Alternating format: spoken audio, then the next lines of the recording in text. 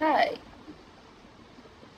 আচ্ছা, ধরেন কোনো একটা মানুষের সঙ্গে আপনার ৫-৭ বছরের গ্যাপে কথা হতে পারে ছেলে মেয়ে বা friend or good relation or bad relation whatever.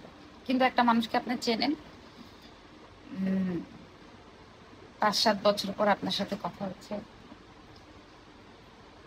তো আপনি তার বর্তমান অবস্থান না জেনেই আপনি তার পাস্ট নিয়ে কথা বলতে পারেন?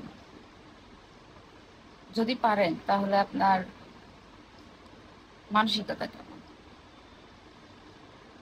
অথবা আপনার ম্যাচুরিটি লেভেলটাই বা কেমন?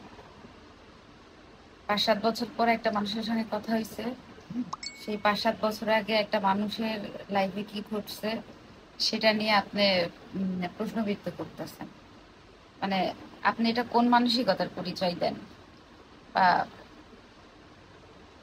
তার আসলে ম্যানার আছে কিনা আমি জানি না, বা ফ্যামিলি শিক্ষা আছে কিনা, হয়তো এডুকেশনের অভাব, ভদ্র এডুকেশনের অভাব।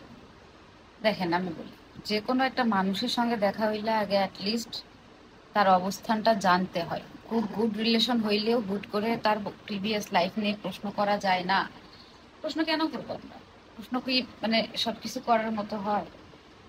৫-৭ বছরের একটা মানুষের লাইফে আপনি নাই, তার খবর জানেন না, হুট করে এসে তার মানে তার অবস্থান জানেন না, হুট করে একটা কোশ্চেন করলেন। এটা ভদ্রতার মধ্যে পড়ে না ভাই। আমি এটাকে ভদ্র ফ্যামিলি বা ভদ্র মানুষের কাজ বলে মনে করি না।